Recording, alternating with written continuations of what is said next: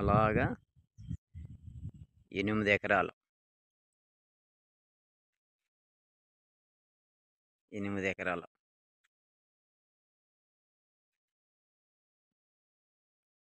8 ఎకరాలు ఒకటే బిట్టు. ఇది 8 ఎకరాలు. యువతల రాయిపల్లి హైవేకి, రామభద్రాపురం హైవేకి సెంటరు.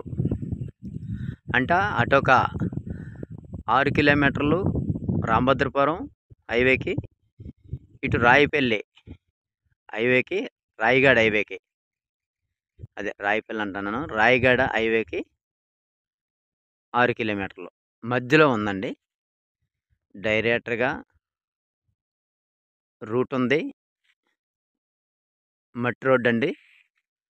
కారు వెళ్ళిపోద్ది, పర్వాలేదు. డైరెక్టర్కి సైట్లో కారు వెళ్ళిపోద్ది.